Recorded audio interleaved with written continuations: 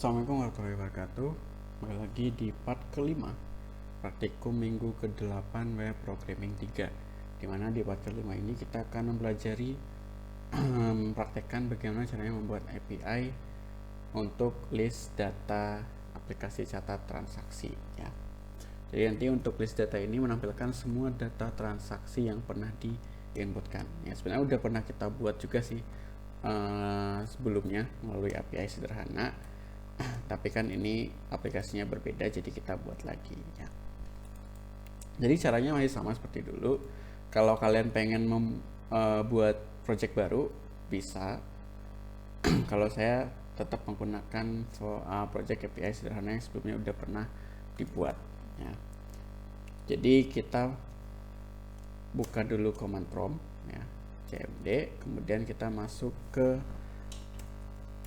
folder Sorel aplikasi API sederhana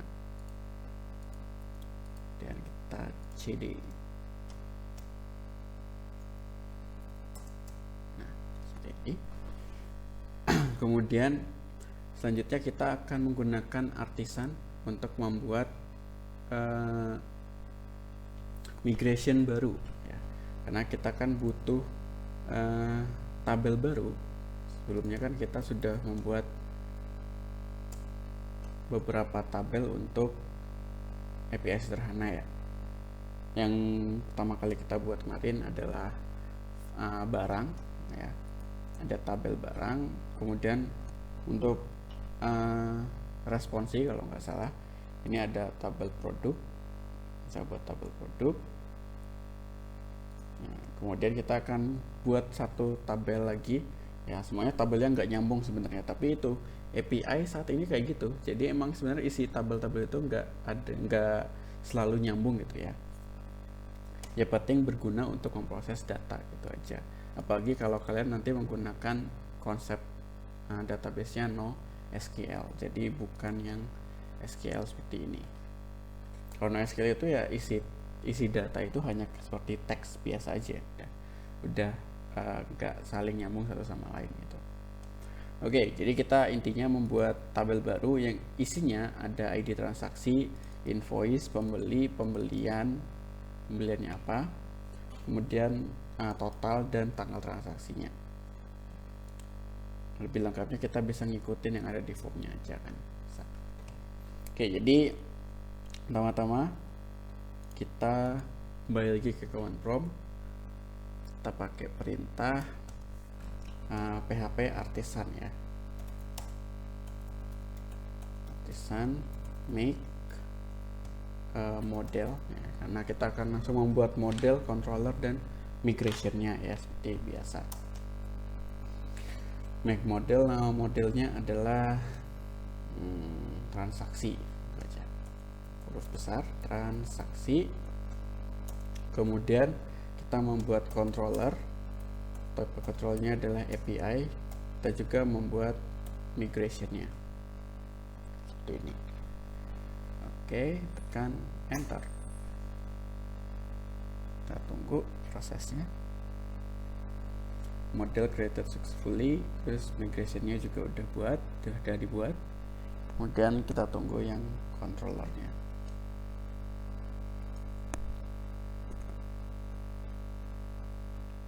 Oke, udah muncul controller created successfully, berarti kalau kita cek di dalam app http controller ini udah ada file transaksi controller.php ya.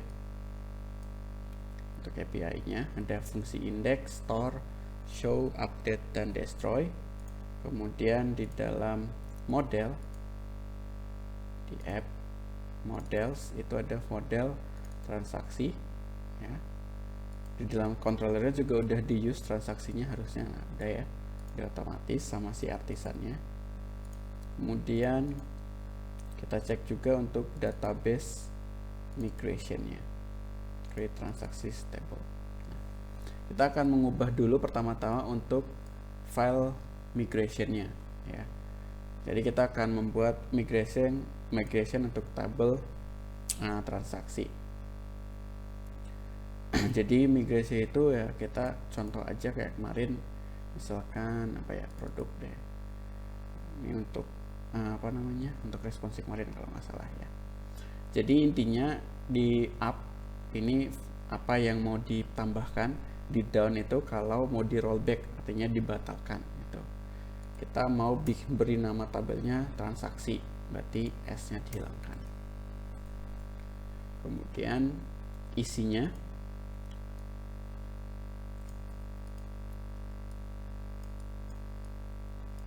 ada increment, ID, transaksi. Untuk lebih lengkap penjelasannya ada di dokumentasi Laravel ya, bisa kalian baca. Kemudian setelah transaksi ada invoice. Invoice itu kita pakai string. Invoice itu kita kasih string. Nah, invoice string misal 50 aja deh. Kemudian apalagi ada nama pembeli. Pembeli juga kita pakai string pembeli, namanya panjang mungkin 100 gitu ya. Kemudian bagi produk yang dibeli, nama produk sama 100 juga. Kemudian jumlah belinya kita berarti pakai integer ya. Kalau jumlah beli itu kita pakai integer, angka ya. Jumlah beli, oke. Kalau integer itu nggak usah ada jumlah karakternya, udah otomatis saja. Kemudian setelah jumlah beli ada harga satuan.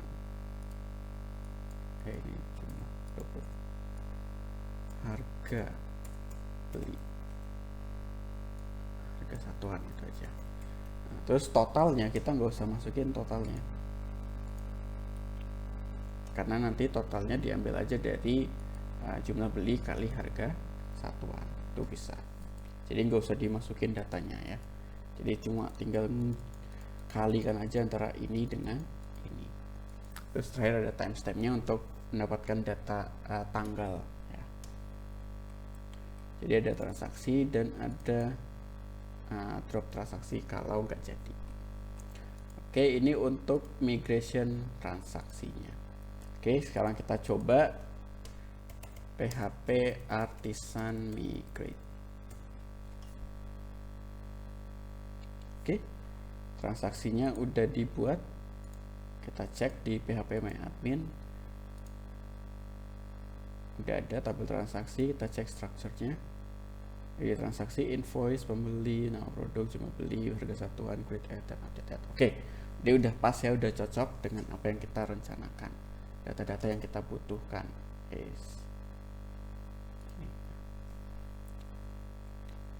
Oke, selanjutnya kita akan merubah untuk modelnya, model transaksi. Nah, jadi kalau di Laravel sekali lagi, kalau model itu sebenarnya kalau kita pakai bahasa Inggris dia udah pinter gitu ya. Jadi misalkan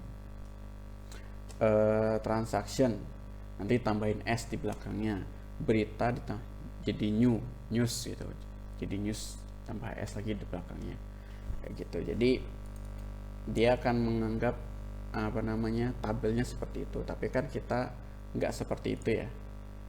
Tabelnya itu namanya custom, jadi harus dikasih tahu lagi loh. Ini loh model nama tabel saya ini loh model nama primary key saya ini gitu. Jadi harus dikasih tahu di custom. Oke, jadi kita tinggal copy paste aja lah ya, terus edit aja. Nama tabelnya adalah transaksi.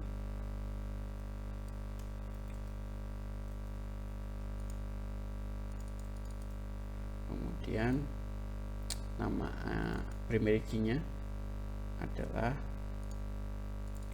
ID transaksi. Yang fee label-nya ada invoice, ada pembeli, kemudian ada nama produk, kemudian ada jumlah beli. tanda petik, jangan lupa. Kemudian ada harga satuan. Oke, sekarang kita udah selesai untuk konfigurasi modelnya, cukup seperti ini aja. Terakhir baru kita buat untuk controllernya ya. Jadi controllernya di sini cukup unik juga, berbeda dengan controller sebelumnya, yaitu controller berita ya. Berita controller kan kemarin kita buat indeksnya itu memanggil view. Kalau sekarang kita nggak perlu memanggil view, langsung aja memanggil data-datanya. Oke. Terus diganti beritanya jadi transaksi, terus view-nya nggak usah, langsung aja list berita diganti ke bawah sini, list data gitu aja biar universal gitu ya. List data, jumlah data, terus data itu aja deh.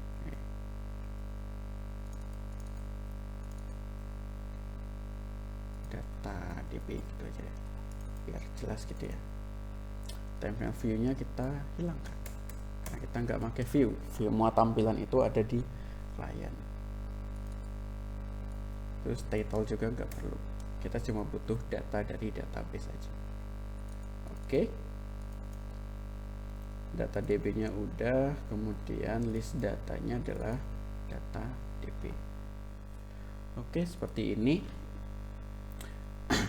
Kemudian setelah kita buat, kita edit controllernya ya, untuk fungsi indeksnya jangan lupa kita aktifkan lewat routing. Jadi kita harus lewat routes web.php, ini juga wajib harus ada routingnya. Kalau nggak ada ya sama aja bohong gitu ya. Untuk mendapatkan transaksi kita panggil aja /transaksi. Oke ya. Kode controller fungsinya indeks, bukan kode controller, sorry, transaksi controller. Seperti ini, transaksi controller, kelasnya fungsinya indeks. Oke, udah. Sekarang kita coba servernya, API-nya dengan PHP Artisan Serve. Oke ya, kita coba karena ini masih get, bisa lewat browser ya, nggak perlu lewat Postman.